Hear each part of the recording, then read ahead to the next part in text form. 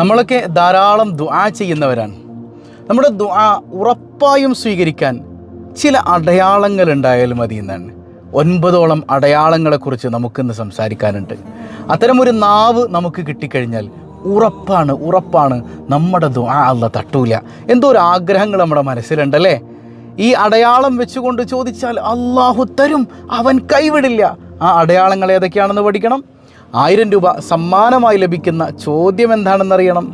നമ്മുടെ ജീവിതത്തിൽ അതൊക്കെ അന്വർത്ഥമാക്കണം. അല്ലാഹു റബ്ബുൽ ആലമീൻ അവൻ്റെ യഥാർത്ഥ സ്വാലിഹീങ്ങളിൽ നമ്മെ ഉൾപ്പെടുത്തുമാറാകട്ടെ.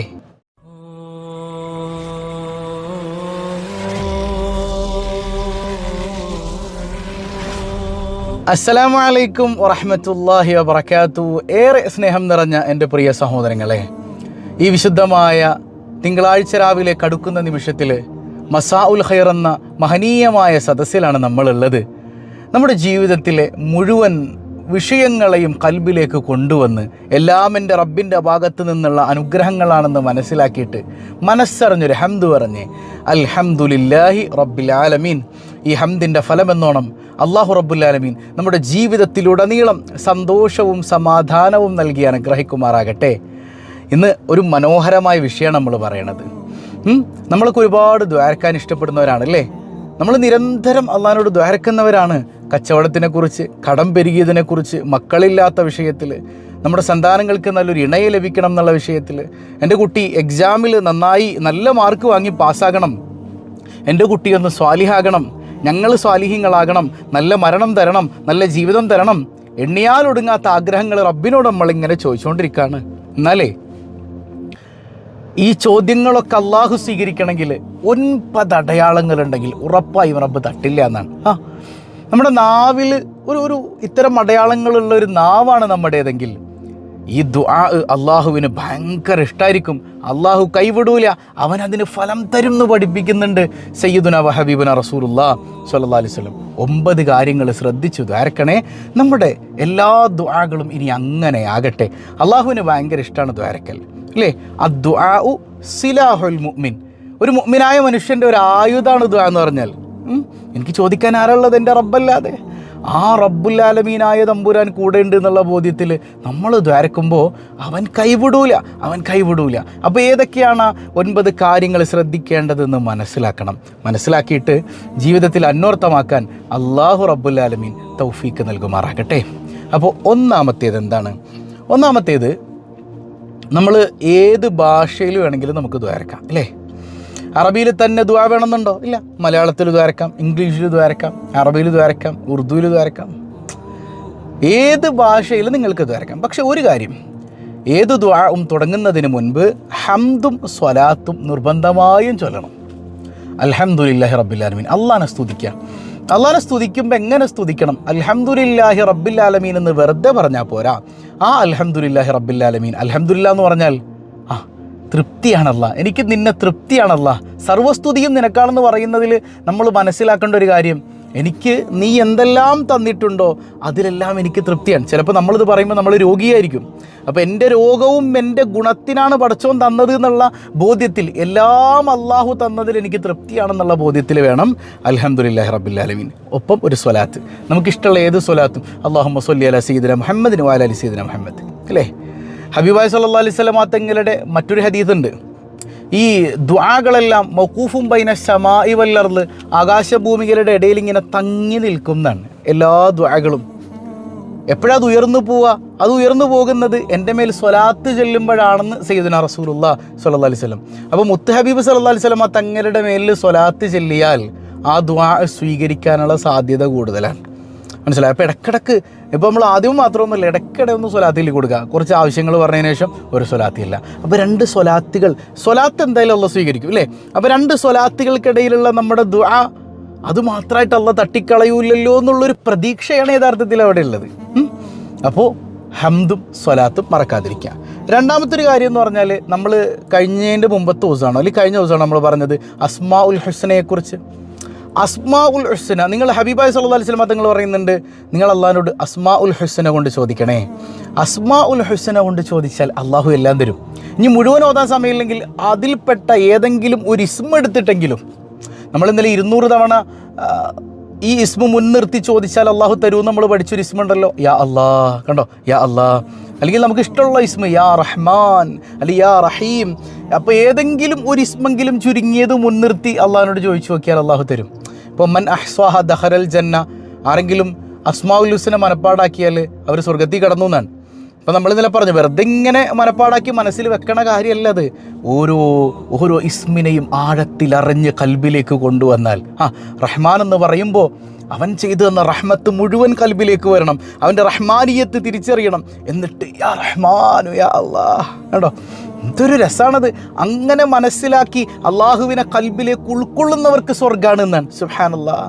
ആ സ്വർഗ്ഗാണ് എന്ന് പറഞ്ഞ ദഖലൽ ജന്ന, സ്വർഗത്തിൽ കടന്നു എന്നാ പറഞ്ഞത്. അല്ലാണ്ട് നാളെ പരലോകത്ത് എന്നിട്ട് കടക്കണ കാര്യമൊന്നുമല്ല പറയണത്. അതായത് അസ്മാഉൽ ഹുസ്ന വേണ്ടവണ്ണം അള്ളാഹിനെ തിരിച്ചറിഞ്ഞ് കൽബിലേക്ക് ഇറക്കിയാൽ സ്വർഗത്തിൽ കടന്നു എന്ന് പറഞ്ഞാൽ പിന്നെ അവനിക്ക് ടെൻഷനില്ല. ഈ ദുനിയാവ് തന്നെ സ്വർഗ്ഗമായി അങ്ങ് മാറി. ഇവിടെ എന്ത് രോഗം വന്നാലും എന്ത് പ്രയാസം വന്നാലും അവന് ടെൻഷനില്ല. അവൻ ഓൾറെഡി എവിടെയാണ്? അവൻ സ്വർഗത്തിലാണ്. അപ്പോൾ നാളെ പരലോകത്തിൽ ചെന്നാൽ പിന്നെ പറയേണ്ടതുണ്ടോ? എന്തായാലും സ്വർഗത്തിൽ തന്നെയാണ്. അപ്പോൾ ദുനിയാവിലും ആഖിറത്തിലും സ്വർഗം കിട്ടാൻ അസ്മാഉൽ ഹുസ്ന കൽബിൽ കയറ്റിയാൽ മതി. വെറുതെ മനപ്പാടം പഠിച്ചു വെക്കണമെന്നല്ല, മനപ്പാടമാക്കുന്നതോടൊപ്പം ഓരോന്നും അള്ളാഹ് കൂടെ ഉണ്ട് എന്നുള്ള ബോധ്യത്തിൽ അള്ളാഹുവിൻ്റെ വിശേഷണമാണെന്ന് തിരിച്ചറിഞ്ഞ കൽബിൽ അള്ളാഹിനെ കൊണ്ടുവരുന്നൊരു സംഗതി ഉണ്ടല്ലോ, വല്ലാത്തൊരു ആനന്ദമാണത്, വല്ലാത്തൊരു തിരിച്ചറിവാണത്. ആ സംഗതി വേണം. ഞാൻ അസ്മാഉൽ ഹുസ്ന മനപ്പാടുള്ളവരൊക്കെ ഉണ്ടെങ്കിൽ ഒന്ന് കമൻറ്റ് ചെയ്യണം കേട്ടോ. അപ്പോൾ അസ്മാഉൽ ഹുസ്ന മുഴുവനായി ചൊല്ലിയിട്ട് ഇത് വരയ്ക്കാൻ പറ്റിയാൽ സ്വീകാര്യത ഉറപ്പാണ് ഈ ബോധ്യത്തിൽ കേട്ടോ. അതുപോലെ തന്നെ ഏറ്റവും ചുരുങ്ങിയത് അതിലെ ഒരു നാമമെങ്കിലും വിളിച്ച് അള്ളാഹിനോട് ദ്വാരക്കുക. അസ്മാഉൽ ഹുസ്നയിലെ ഏതെങ്കിലും ഒരു നാമം കൊണ്ടെങ്കിലും മുൻനിർത്തി അള്ളാഹിനോട് ചോദിക്കുക എന്നുള്ളതാണ്. മൂന്നാമത്തേത് ശ്രദ്ധിക്കേണ്ട ഒരു കാര്യം തന്നെയാണ്. ആരാണ് ആവശ്യക്കാരൻ? പടച്ചവനാണോ? നമ്മൾ ദ്വാരന്നിട്ട് അള്ളാഹ്ക്ക് എന്തെങ്കിലും കിട്ടാനുണ്ടോ? ഇല്ല. പിന്നെ നമുക്കാണ് ആവശ്യം. അപ്പോൾ ആ ബോധ്യത്തിൽ ചോദിക്കാം. വിനയവിധേയനായ ഒരു അടിമയായി നിന്ന് ചോദിക്കാം. പടച്ചവനെ നീ എനിക്കെല്ലാം കിട്ടുക അല്ലാ, അങ്ങനെയൊന്നുമല്ല. വിനയാന്യതനായി അല്ലേ ദ്വാരക്കുമ്പോൾ ഒരതപോടെ കൈ രണ്ടും ഇങ്ങനെ ചേർത്ത് വെച്ചിട്ട് അതിലേക്ക് ഇങ്ങനെ നോക്കി അല്ലേ, അല്ലെങ്കിൽ ഇങ്ങനെ പിടിക്കാം. ഏറ്റവും നല്ലത് ഇങ്ങനെ ചേർത്ത് വെച്ചിട്ട് ആ കൈകൾക്കിടയിലേക്ക് ഇങ്ങനെ നോക്കിക്കൊണ്ട് ദ്വാരക്കുന്ന മനോഹരമായൊരു ഇതുണ്ടല്ലോ. ചില ആൾക്കാർ ഇത് ഇങ്ങനെ പിടിക്കും അല്ലെങ്കിൽ ഇങ്ങനെ പിടിക്കും അല്ലേ. ഒരു സാധനം നമ്മളൊരാളോട് ചോദിക്കണത് അങ്ങനെയാണോ? അപ്പോൾ നമുക്ക് കേരളത്തിൻ്റെ മുഖ്യമന്ത്രി നമുക്കൊരു സമ്മാനം തരാൻ പോവാണ്, ഒരു അവാർഡ് തരാൻ പോവാണ്. ഇങ്ങോട്ട് വന്നേക്ക്, ആമീൻ, ഇങ്ങോട്ട് വന്നേക്ക്. ഇങ്ങനെയൊന്നുമല്ലല്ലോ ചോദിക്കേണ്ടത്. അതിനൊരു മേടിക്കുന്നതിനൊരു മര്യാദയില്ലേ? എന്നാൽ ഈ മുഖ്യമന്ത്രിയും പ്രധാനമന്ത്രിയും പ്രസിഡന്റിനെയും സർവ്വലോക ചരാചരങ്ങളെയും പടച്ച അള്ളാഹു റബ്ബുൽ ആലമീൻ്റെ മുമ്പിൽ നമ്മൾ ഇങ്ങനെ ഇരിക്കണം. എന്ത് മോശമാണത്. അതപോടെ അള്ളാഹിനോട് അതപോടെ നിന്ന് ഖിബ്ലക്ക് അഭിമുഖമായി നിന്ന് ആ മര്യാദയൊക്കെ പാലിച്ച് ചോദിക്കണം. ആവശ്യക്കാരൻ ഞാനാണ്. ഞാൻ ചോദിക്കണത് എൻ്റെ റബ്ബിനോടാണ്. ഈ ലോകത്തെ പടച്ചു പരിപാലിക്കുന്ന സർവാധികാരിയായ റബ്ബുൽ ആലമീനായ അള്ളാഹിനോട് ഞാൻ ചോദിക്കണത്. അപ്പോൾ ചോദ്യത്തിൽ അദബ് നിർബന്ധമാണ്. മനസ്സിലാവുന്നുണ്ടോ? അപ്പോൾ അത് വളരെയേറെ ശ്രദ്ധിക്കേണ്ട ഒരു കാര്യം തന്നെയാണ്. ഇനി നാലാമത്തേത്, നമ്മുടെ ദുആഇന് ഉത്തരം കിട്ടാൻ വളരെ വളരെ ആപ്റ്റായൊരു കാര്യം, അള്ളാഹ് തന്ന അനുഗ്രഹങ്ങളെ എടുത്തു പറഞ്ഞ് ഹംദ് പറഞ്ഞുകൊണ്ട് ചോദിക്കുക. നമ്മളിങ്ങനെ രാത്രിയിൽ ദ്വാരക്കാനിരിക്കുകയാണെങ്കിൽ ഇങ്ങനെ ചിന്തിക്കുക, കണ്ണൊന്ന് അടച്ചിട്ട്, എൻ്റെ റബ്ബ് എനിക്കിന്ന് ചെയ്തു തന്ന അനുഗ്രഹങ്ങൾ എന്തൊക്കെയാണ്? ഓരോന്നോരോന്നായി. അള്ളാഹു ഉറക്കത്തിൽ നിന്ന് എന്നെ എഴുന്നേൽപ്പിച്ചു, അൽഹംദുലില്ലാ. വുളു എടുക്കാൻ എനിക്ക് തൗഫീഖ് തന്നു, അൽഹംദുലില്ലാ. സുബഹ നിസ്കരിക്കാൻ എനിക്ക് തൗഫീഖ് തന്നു, അൽഹംദുലില്ലാ. ഞാനിങ്ങനെ ബാത്റൂമിലേക്ക് ചെന്നപ്പോൾ എനിക്ക് റാഹത്തായി യൂറിനേറ്റ് ചെയ്ത് എൻ്റെ ശരീരത്തിലെ മാലിന്യങ്ങളെ പുറന്തള്ളാൻ പറ്റി, അൽഹംദുലില്ലാ. ഇല്ല, എനിക്കൊരു ട്യൂബ് ഇടേണ്ടി വന്നില്ല അല്ലേ. എനിക്ക് ഭംഗിയായി എൻ്റെ മലവിസർജനം നടത്താൻ പറ്റി, അൽഹംദുലില്ലാ. എനിക്ക് കുഞ്ഞുങ്ങളെ തന്നു, അൽഹംദുലില്ലാ. എനിക്ക് ഇണയെ തന്നു, അൽഹംദുലില്ലാ. എനിക്ക് കയറിക്കിടക്കാനൊരു വീട് തന്നു, അൽഹംദുലില്ലാ. വാടകക്കാണെങ്കിലും ഒരു വീട് തന്നു, അൽഹംദുലില്ലാ. ഈ കൂട്ടത്തിൽ ഞാൻ മനസ്സിലാക്കുന്നുണ്ട്, ഒരാൾ പോലും കടയുടെ തെരുവിൽ കിടന്നിട്ട് ഈ മസാഉൽ ഖൈർ കാണുന്ന ആരെങ്കിലും ഉണ്ടോ കൂട്ടത്തിൽ? ഇല്ലല്ലോ. വാടകക്കാണെങ്കിൽ ഒരു വീട്ടിലിരുന്നിട്ടല്ലേ നിങ്ങളിത് കാണുന്നത് അല്ലേ. അങ്ങനെ ഓരോ അനുഗ്രഹങ്ങൾ എടുത്തു പറഞ്ഞിട്ട് അള്ളാഹിനോട് പടച്ചവൻ ഇങ്ങനെയെല്ലാം എനിക്ക് തന്ന റബ്ബേ, എൻ്റെ ആഗ്രഹങ്ങളൊന്ന് നടത്തി തരണേ അല്ലാ, നിന്നെ കൊണ്ടേ പറ്റുള്ളൂ അല്ലാ. അവനെ സ്തുതിച്ചുകൊണ്ട് നമ്മൾ ചോദിച്ചാൽ അള്ളാഹു തരും. അങ്ങനെയൊക്കെ നമുക്ക് പഠിപ്പിച്ചു തരുന്നുണ്ട് അള്ളാഹുവിൻ്റെ സ്വാലിഹ്യങ്ങൾ. അന്വർത്ഥമാക്കാൻ തൗഫീഖ് ചെയ്യട്ടെ. അഞ്ചാമത്തേത്, നമ്മൾ ചെയ്ത നന്മകളെ തവസ്സുലാക്കി അള്ളാഹിനോട് ദ്വാരക്കാം. എന്തെങ്കിലുമൊക്കെ നന്മ ചെയ്തിട്ടുണ്ടോ? ഏറ്റവും നല്ലൊരു നന്മയാണ് സ്വതക്ക ചെയ്യുക എന്ന് പറയുന്നത്. ഇന്നിപ്പോൾ തിങ്കളാഴ്ച രാവിലെ കടന്നു വരുന്നത് നമ്മുടെ റിലീഫ് പദ്ധതിയുടെ സംഗതികളൊക്കെ താഴെ കാണാം. പാവപ്പെട്ട പ്രയാസങ്ങൾ അനുഭവിക്കുന്ന, ബുദ്ധിമുട്ട് അനുഭവിക്കുന്ന, കടം കൊണ്ട് വലയുന്ന ആലിമ്യങ്ങൾ അല്ലാത്തവരൊക്കെ നമ്മൾ പലപ്പോഴും അവരിലേക്കൊക്കെ സഹായമായിട്ട് ചെല്ലാറുണ്ട്. ഇക്കൂട്ടത്തിൽ തന്നെ നിങ്ങളിൽ പല ആളുകൾക്കും അപ്രതീക്ഷിതമായി അപകടങ്ങളിൽ നിന്ന് രക്ഷപ്പെട്ട സംഗതികൾ പറയാനുണ്ടാവും അല്ലേ? അപ്രതീക്ഷിതമായി സമ്പത്ത് വന്ന, കച്ചവടം ലഭിച്ച, അപകടങ്ങളിൽ നിന്ന് രക്ഷപ്പെട്ട, നിങ്ങളൊരിക്കലും പ്രതീക്ഷിക്കാത്ത വഴിയെ നിങ്ങൾക്ക് പല ഗുണങ്ങളും ഈ സദസ്സിൽ പങ്കെടുത്തതിന് ശേഷം കിട്ടിയിട്ടുണ്ടാവും. അതിൻ്റെ ഒരു കാരണം എന്താണെന്നറിയോ? നിങ്ങൾ ചിലപ്പോൾ ഇടുന്ന 100 രൂപ, 500 രൂപ, 1000 രൂപ, 1 രൂപ, ഇതൊക്കെ നമ്മൾ കൊണ്ടുപോയി കൊടുക്കുന്നത് ഈ പാവപ്പെട്ട മനുഷ്യന്മാർക്കാണ്. പ്രയാസം അനുഭവിക്കുന്ന, അതിൽ ആലിമ്യങ്ങളുണ്ട്, പ്രയാസം അനുഭവിക്കുന്നവരുണ്ട്. ഇവരൊക്കെ മനസ്സറിഞ്ഞിട്ടൊരു അൽഹംദുലില്ലാ പറയുമ്പോൾ അള്ളാഹ്ക്ക് എന്തൊരു സന്തോഷമായിരിക്കും എന്നറിയോ അല്ലേ? അപ്പോൾ അള്ളാഹു റബ്ബുൽ ആലമീന് ഇഷ്ടപ്പെടുന്ന ഏതെങ്കിലും ഒരു കർമ്മം ചെയ്തിട്ട് അത് മുൻനിർത്തി അതാണ് ചോദിക്കുക. ഇപ്പോൾ കഴിയുന്ന ഇരുന്നപ്പോൾ തിങ്കളാഴ്ച രാവും കൂടെ ആണല്ലോ. ഇങ്ങനെയൊക്കെ വരുമ്പോൾ ഈ പ്രയാസം അനുഭവിക്കുന്നവരെയൊക്കെ മനസ്സിൽ കരുതിയിട്ടൊരു ഹദിയ ചെയ്യാൻ ആരും മറക്കരുത് കേട്ടോ. അള്ളാഹു റബ്ബുൽ ആലമീൻ ഈ ഹദിയയുടെ ബർക്കത്തുകൊണ്ട് നമ്മുടെ മുഴുവൻ പ്രയാസങ്ങളുള്ള ദൂരീകരിച്ച് തരട്ടെ. അപ്പോൾ നമുക്ക് ഇൻഷാ അല്ലാഹ് നാളെ മുതൽ നമ്മുടെ റസാ വ്ലോഗ്സ് ചാനലിൽ വൈകുന്നേരം 7 മണിക്ക് വരാം. വൈകുന്നേരം 7 മണിക്ക് അല്ലെങ്കിൽ 7 മണിക്ക് വേണോ, അത് ഇശായിന് മുമ്പാക്കാൻ വേണ്ടിയിട്ടാണ്. കുറച്ച് ദിക്കറുകളൊക്കെ ചൊല്ലിയിട്ട് 20 മിനിറ്റ് നമുക്കൊന്ന് ദ്വാരക്കണം. ഓരോ ദിവസവും വ്യത്യസ്തങ്ങളായ ദിക്റുകൾ ചൊല്ലി അങ്ങനെയൊക്കെ അള്ളാഹുവിലേക്ക് അടുക്കാൻ നമുക്ക് പറ്റണം. കാരണം ഇനി വരുന്നത് ദുൽഹജ്ജ് മാസമാണ്, വല്ലാത്ത പൊരിശുള്ള മാസമാണ്. അപ്പോൾ നമുക്ക് ഇപ്പോഴേ തുടങ്ങി അതിന് വേണ്ടിയിട്ടുള്ള ഒരു പ്രാക്ടീസൊക്കെ നടത്തണം. അള്ളാഹു റബ്ബുൽ ആലമീൻ അതൊക്കെ ഭംഗിയാക്കാൻ തൗഫീഖ് ചെയ്യട്ടെ. അഞ്ചാമത്തെ കാര്യം, നമ്മൾ ചെയ്യുന്ന നന്മകളെ മുൻനിർത്തിയിട്ട് അള്ളാഹിനോട് ദ്വാരക്ക, അള്ളാഹു സ്വീകരിക്കും എന്നാണ്. ഇപ്പോൾ ഇമാം മുസ്ലിം ഉദ്ധരിക്കുന്ന സ്വഹീഹായ ഒരു ഹദീസില്ലേ, ഹബീബായ സല്ലല്ലാഹു അലൈഹി വസല്ലം തങ്ങൾ പറയുന്നുണ്ട്, 3 ആളുകൾ യാത്ര പോവാണ്. 3 പേരും വിശ്രമിക്കാൻ വേണ്ടി ഒരു ഗുഹയുടെ അകത്ത് കയറി. അപ്പോൾ മുകളിൽ നിന്ന് ഒരു പാറ ഉരുണ്ടു വന്ന് ഗുഹാമുഖം മൂടിപ്പോയി. 3 പേരും തള്ളിയിട്ടും അനങ്ങളില്ല. അപ്പോൾ ഓരോരുത്തരും പറയാണ്, ഞങ്ങൾ ചെയ്ത നന്മകളെ മുൻനിർത്തി അള്ളാഹിനോട് ചോദിക്കാം, അപ്പോൾ അള്ളാഹ് നമുക്ക് തുറന്നു തരും. അപ്പോൾ ആദ്യത്തെ ആൾ ഒരു കാര്യം പറയണം, പടച്ചോൻ എനിക്ക് വയസ്സായ വാപ്പായും ഉമ്മായും ഉണ്ടായിരുന്നു. ഞാനിങ്ങനെ രാത്രി അവർക്ക് പാല് കൊടുക്കാൻ വേണ്ടി ചെന്നപ്പോൾ അവർ ഉറങ്ങിപ്പോയി. അവരെ വിളിച്ചെഴുന്നേൽപ്പിക്കൽ അതപകടല്ലേ അല്ല. അപ്പോൾ അതുകൊണ്ട് തന്നെ ഞാൻ നേരം വിളിക്കണവരെ ആ പാലും പിടിച്ച് അവിടെ നിന്നു. എൻ്റെ കുഞ്ഞുങ്ങളൊക്കെ കാലിൽ പിടിച്ച് വലിക്കേണ്ട വിശന്നിട്ടേ ഞാൻ അവർക്ക് ആർക്കും കൊടുത്തില്ല. എൻ്റെ വാപ്പായുമായും കുടിച്ചിട്ട് ഞാൻ കൊടുക്കുള്ളൂ എന്ന് വിചാരിച്ചിട്ട് ആ പാലും പിടിച്ച് അവിടെ നിന്നു. അങ്ങനെ അവർ ഉറക്കത്തിൽ നിന്ന് എഴുന്നേൽക്കുന്നത് വരെ നിന്നു. അവർ ഉറക്കത്തിൽ നിന്ന് എഴുന്നേറ്റ് ആ പാല് അവരെ കുടിപ്പിച്ചതിന് ശേഷമാണല്ല ഞാനും എൻ്റെ കുഞ്ഞുങ്ങളും കുടിച്ചത്. പഠിച്ചോനെ, ഇത് നാട്ടുകാരെ കാണിക്കാൻ ചെയ്തതല്ല, നിനക്ക് വേണ്ടി ചെയ്താണല്ല. പാറ തന്നെ ഒരല്പം അങ്ങ് നീങ്ങി. അപ്പോൾ രണ്ടാമത്തെ ആൾ വരക്കണം, പഠിച്ചോനെ എനിക്കൊരു അമ്മായിയുടെ മോളുണ്ടായിരുന്നു. അവളിൽ എനിക്ക് ഭയങ്കര കൊതിയായിരുന്നു. അവളൊന്ന് കൈക്കലാക്കാൻ പല തന്ത്രവും ഞാൻ പ്രയോഗിച്ചിട്ടുണ്ട്, പക്ഷെ കിട്ടിയില്ല, കിട്ടിയില്ല. അങ്ങനെ ഇരിക്കെ അവൾക്ക് ഇച്ചിരി ദാരിദ്ര്യം വന്നു. അപ്പോൾ എന്നോട് വന്നിട്ട് പറഞ്ഞു, എന്നെ നിങ്ങൾ സഹായിക്കുമോ, പ്രയാസത്തിലാണ്. അപ്പം ഞാൻ എൻ്റെ ഉള്ളിലെ ശൈത്താനങ്ങ് ഉണർന്നു. ഞാൻ പറഞ്ഞു, എൻ്റെ കൂടെ ഈ വിരിപ്പിൽ നീ കിടന്നാൽ നിനക്ക് വേണ്ടതൊക്കെ ഞാൻ തരാം. പട്ടിണിയാകുമോ എന്ന് ഭയന്നിട്ടാകണം അവളതിനൊക്കെ സമ്മതിച്ചു, പാവം. അങ്ങനെ ഞങ്ങൾ ഒരുമിച്ച് കിടന്നു. ഹബീബ സല്ലല്ലാഹു അലൈഹി വസല്ലം തങ്ങൾ പറയുന്നുണ്ട്, അവരുടെ 2 കാലുകൾ ഇങ്ങനെ ഒരുമിച്ച് ചേർന്നപ്പോഴേക്കും ആ പെൺകുട്ടി എന്നോട് ചോദിച്ചു, നിനക്ക് അള്ളാനെ പേടിയില്ലേ? ഇതങ്ങ് കേട്ടപ്പോഴേക്കും ഞാൻ അവിടെ നിന്ന് ചാടി എഴുന്നേറ്റു. അല്ലാ, ഞാൻ വ്യഭിചരിച്ചില്ല. അല്ലാ, നിന്നെ മാത്രം ഓർത്ത്, വേറൊരാളെയും ഞാൻ ലക്ഷ്യം വെച്ചിട്ടില്ല. അല്ലാ, നിന്നെ മാത്രം ഓർത്തിട്ട് പഠിച്ചോനെ ഞാൻ വ്യഭിചാരത്തിൽ നിന്ന് പിന്തിരിഞ്ഞു. അല്ലാ, ഇതിൻ്റെ വർക്കത്തുകൊണ്ട് രക്ഷപ്പെടുത്തണേ. അല്ലാ, പാറ കുറച്ചും കൂടെ അങ്ങ് നീങ്ങി. എന്നാലും കടന്നു പോകാൻ പറ്റില്ല. ഇപ്പോൾ മൂന്നാമത്തെ ആൾ തിരക്കണം, പഠിച്ചോനെ എൻ്റെ വീട്ടിൽ ജോലി ചെയ്തിരുന്ന ഒരാളുണ്ടായിരുന്നു. അപ്പോൾ അയാൾക്ക് കൂലി കൊടുത്തപ്പോൾ അയാൾ പറഞ്ഞു, കൂലി ഇപ്പോൾ വേണ്ട, ഞാനൊരു യാത്ര പോകാൻ, തിരിച്ചു വന്നിട്ട് മതിയെന്ന് പറഞ്ഞു. അങ്ങനെ അദ്ദേഹം യാത്ര പോയി. ഞാൻ ആ പൈസ കൊണ്ട് ഒരു ബിസിനസ് തുടങ്ങി, ഒരു ഫാം തുടങ്ങി. സംഭവം വമ്പൻ സെറ്റപ്പായിട്ട് വളർന്നു. കുറേ നാൾ കഴിഞ്ഞപ്പോൾ ഇയാൾ തിരിച്ചു വന്നിട്ട് എന്നോട് കൂലി ചോദിച്ചപ്പോൾ ഞാൻ പറഞ്ഞു, ആ കാണുന്ന ആടുമാട് ഒട്ടകങ്ങൾ, ആ പറമ്പൊക്കെ നിൻ്റെതാണെന്ന് പറഞ്ഞു. അപ്പോൾ അയാൾ എന്നോട് ചോദിച്ചു, നിങ്ങളെന്നെ കളിയാക്കുകയാണോ? എല്ലാം മോനെ, ഞാൻ കളിയാക്കല്ല, നിനക്ക് തരാനുള്ള പൈസ കൊണ്ട് ഞാൻ ചെയ്ത കച്ചവടമാണത്, അതുകൊണ്ട് ഇത് നിനക്കുള്ളതാണ്. നാലോചിക്ക് ഏത് മുതലാളി അങ്ങനെ ചെയ്യുക അല്ലേ? അപ്പോൾ പറയണ, പടച്ചോനെ ഇത് വേണമെങ്കിൽ എനിക്ക് എടുക്കാമായിരുന്നു, ഞാനത് കൊടുത്തത് നിനക്ക് വേണ്ടിയാണല്ല, ഞാൻ ചെയ്ത ഈ നന്മയുടെ വർക്കത്തോട് ഞങ്ങളെ രക്ഷപ്പെടുത്തണേ എന്നാണ്. സുബ്ഹാനല്ലാഹ്, പാറ മൊത്തത്തിലങ്ങ് മാറിപ്പോയി. അവർ 3 പേരും ആ പാറയുടെ അകത്ത് നിന്ന് രക്ഷപ്പെട്ടു എന്നാണ്.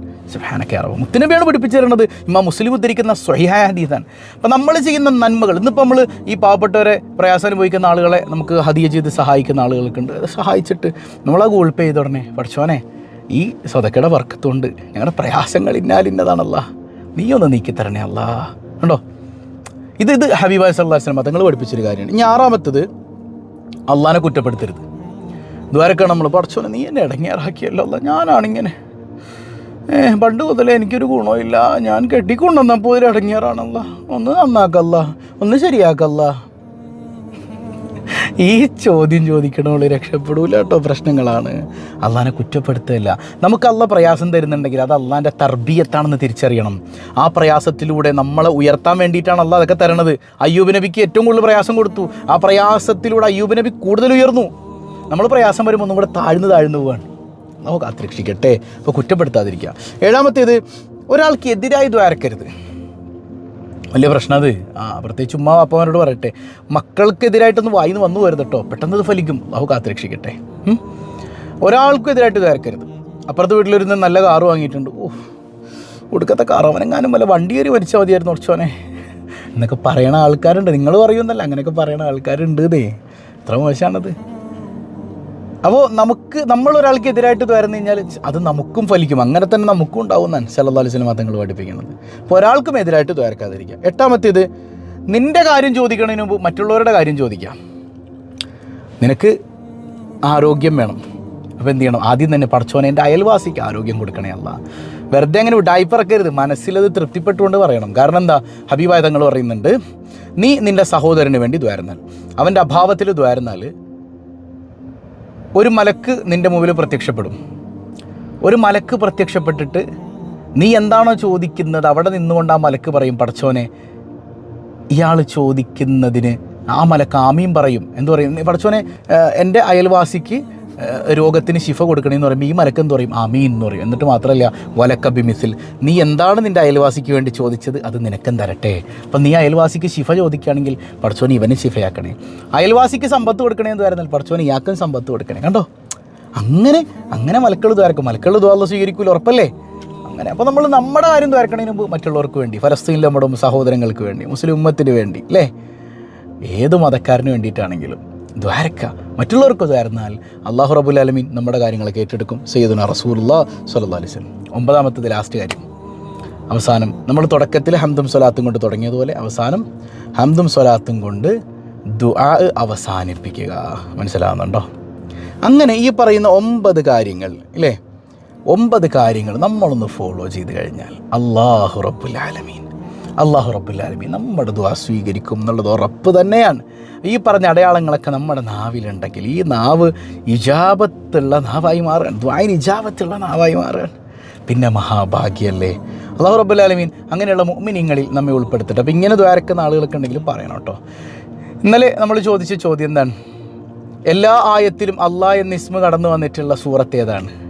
എല്ലാവരും കമൻറ്റ് ചെയ്തിട്ടുണ്ട്. അള്ളാഹു ബർക്കത്ത് ചെയ്യട്ടെ. അത് സൂറത്ത് മുജാദിലയാണ്, അല്ലേ? മുജാദില രണ്ടും പറയാം. ഇനി ഇന്നത്തെ ചോദ്യം, ഹബീബായി സല്ലല്ലാഹു അലൈഹി വസല്ലം തങ്ങൾ വഫാത്തായപ്പോൾ ഈ നാട്ടിൽ എനിക്ക് നിൽക്കാൻ പറ്റൂല, എനിക്ക് എൻ്റെ മുത്തുനബി ഇല്ലാത്ത നാട്ടിൽ നിൽക്കാൻ പറ്റൂല എന്ന് പറഞ്ഞ് നാട് വിട്ടുപോയ സഹാബിയുടെ പേരെന്താണ്? കമൻറ്റ് ചെയ്യുക. അള്ളാഹു എല്ലാവർക്കും ഖൈറും ബറക്കത്തും നൽകുമാറാകട്ടെ.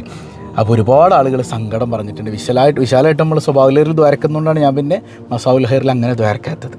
ഏതായാലും എല്ലാ മുഅ്മിനീങ്ങളും ആമീൻ പറയുന്നുണ്ടല്ലോ. നമ്മളിൽ ദുആ കൊണ്ട് വസിയത്ത് ചെയ്ത ഒരുപാട് ആളുകളുണ്ട്. എന്തോരം സങ്കടങ്ങൾ, പ്രയാസങ്ങൾ, രോഗങ്ങൾ, ബുദ്ധിമുട്ടുകൾ, ജയിലിലകപ്പെട്ടവർ, പ്രവാസികൾ, കച്ചവടം തകർന്നവർ, കടക്കണിയിൽ പെട്ടുപോയവർ, മക്കൾ നന്നാകണമെന്ന് ആഗ്രഹിക്കുന്നവർ.